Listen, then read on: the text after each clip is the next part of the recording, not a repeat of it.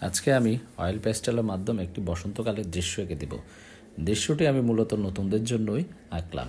প্রথমে দৃশ্যটি আঁকার জন্য ঠিক খাতার মাঝখানে একটি আঁক দিতে হবে।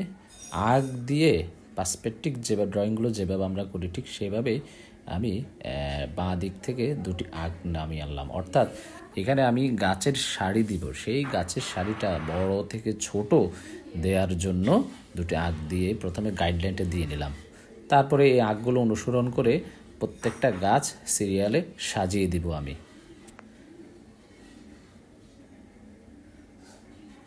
আস্তে আস্তে করে সামনের দিকে যত যাবে ততই ছোট হতে থাকবে।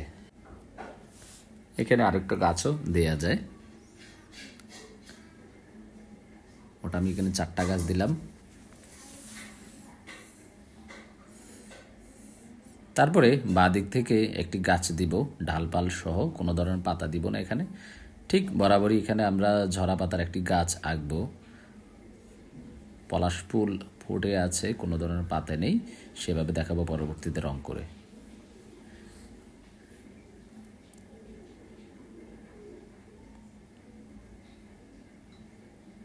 তারপরে এখান থেকে রাস্তাটি বের করে আনবো বাঁকা করে। রাস্তাটি সামনের দিক থেকে দূরে ছোট হয়ে গিয়েছে, চিকন হয়ে গিয়েছে, ঠিক ওইভাবে দেখাতে হবে। এই দিক থেকে আবার একটি ঘর বের করে আনবো। ঘরের সামনের পাশের দিকটি একটু বড় হবে এবং সামনের দিকটি ছোট হবে। কিছুটা পার্সপেক্টিভ নিয়ম অনুসরণ করেই দৃশ্যটি করা হচ্ছে। তারপরে ঘরের পাশে একটি গাছ দিলাম। এখানে যে আমাদের সহায়ক দাগগুলো ছিল এগুলো এখন মুছে দিতে হবে। আমাদের নির্দিষ্ট যে চিত্রটি বা ড্রয়িংটি সেটিই থাকবে, বাকি যে দাগগুলো থাকবে ওগুলো সব মুছে দিতে হবে। এখন আমি রং করে দেখাচ্ছি। যেহেতু বসন্তকাল, গাছে গাছে ফুল ফুটে আছে, তাই ফুল দেখানোর জন্য, বোঝানোর জন্য গাছগুলোতে লাল, কমলা এবং হলুদ রং ব্যবহার করব। এইভাবে এখানে সারি সারি যে 4টি গাছ আছে সবগুলো গাছ একইভাবেই রং করে দিব।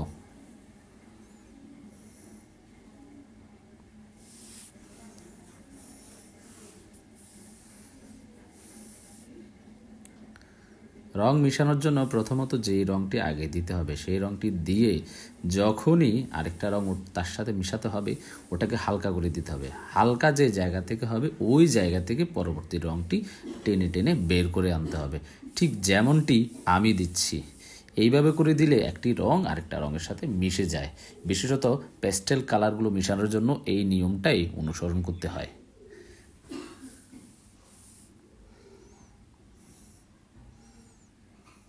সবগুলো গাছই আমি একই রকমভাবেই দিচ্ছি রং।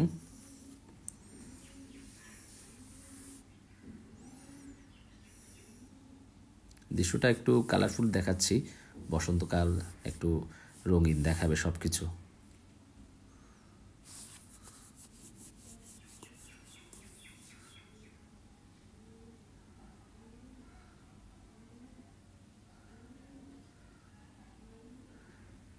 গাছগুলো হয়ে গিয়েছে, এবার গাছের ডালপালাগুলো এখানে ডিপ ব্রাউন এবং লাইট ব্রাউন দুটি কালার দিয়ে গাছের ডালপালাগুলো দিব সবগুলো।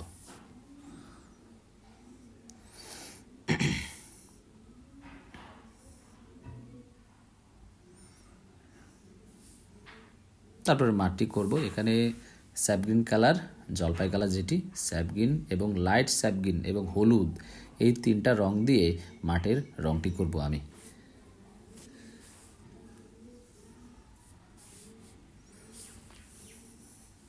আমার প্রত্যেকটা ভিডিওতে আমি একই রকমভাবেই রং করি।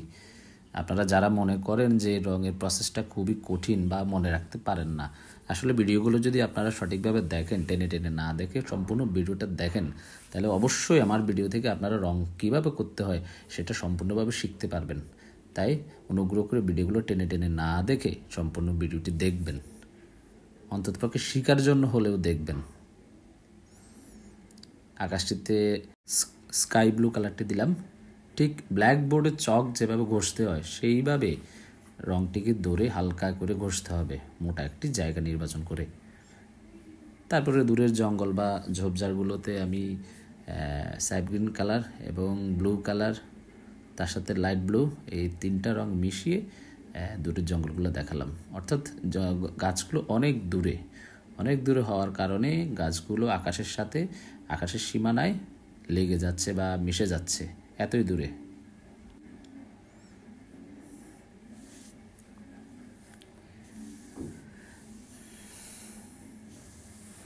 এখন আমি ঘরের পাশের যে গাছটি আছে ওটি করবে। ওটিতে আমি deep green colour, sap green colour এবং ইয়েলো কালারের 3টা রং দিয়ে আমি গাছটি করতেছি।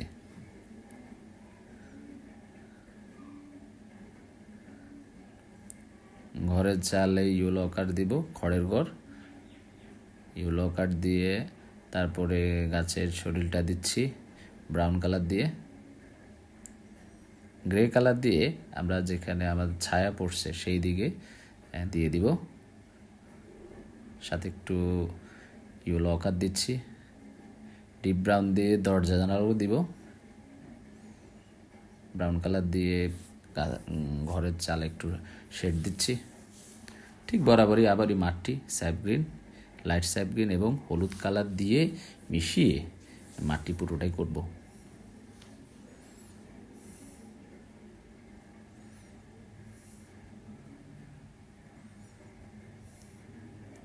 রাস্তায় ডিপ ব্রাউন কালার দিব, তার থেকে একটু ইয়েলো কালার মিশাবো।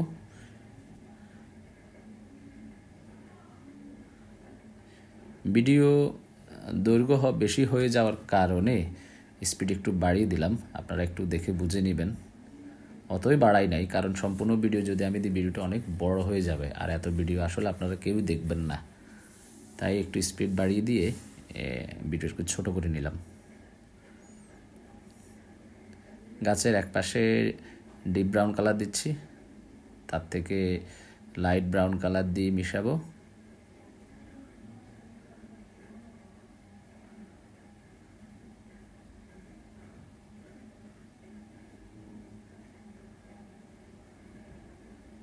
অবশ্যই যে কোনো জিনিস রং করা শিখতে হলে প্রাইমারি রঙগুলাই আগে করতে হয়।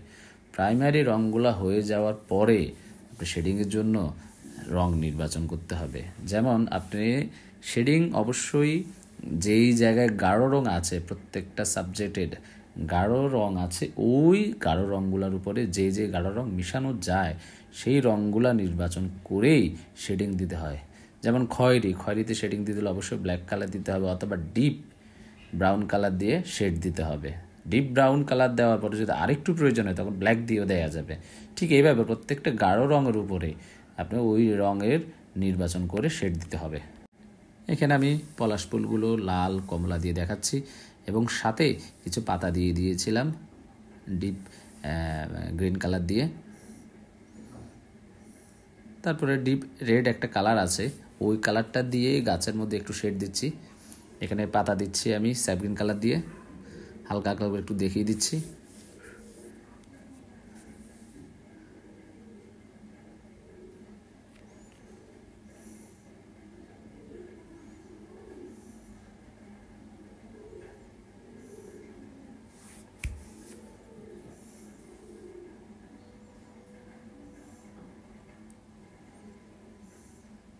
ব্লু কালার দিয়ে শেড দিচ্ছি গাছের উপরে, গাছের মাঠেও দিচ্ছি একটু একটু করে।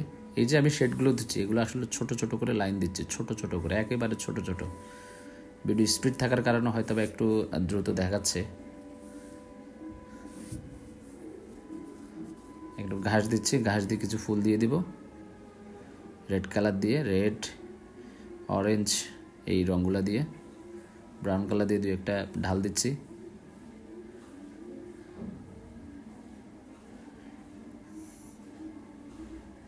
কিছু ফুল দিয়ে দিচ্ছি, গাছ থেকে ঝরে পড়ে গেছে। এই বিষয়গুলো আনুষঙ্গিক বিষয়গুলো আসলে সুন্দরের জন্য। এখন আমি ব্ল্যাক কালার দিয়ে ডিপ ব্রাউনের উপরে শেডিং দিচ্ছি।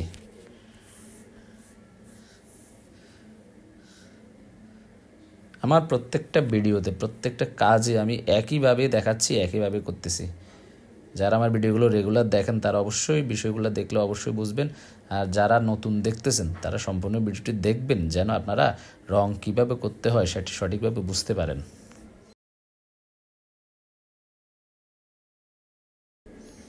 এখানে 2টো কোকিল পাখি দিচ্ছি আমি। বসন্তকালে কোকিল ডাকবে, সেটাই স্বাভাবিক। ছোট ছোট করে দিচ্ছি যেহেতু আমাদের সাবজেক্টটা আমরা দূর থেকে দেখতেছি, তাই পাখিগুলো একটু ছোট হবে। কিছু উড়ন্ত পাখি দিলাম। মোটামুটি কাজ আমার শেষ। তাই পরিশেষে বলবো, যদি আমার কাজ আপনাদের ভালো লাগে থাকে তাহলে অবশ্যই একটা লাইক দিয়ে যাবেন, আর নতুন করে যারা ভিডিওটি দেখছেন চ্যানেলটিকে সাবস্ক্রাইব দিয়ে যাবেন। সবাই ভালো থাকবেন। অসংখ্য ধন্যবাদ সময় দিয়ে ভিডিওটি দেখার জন্য।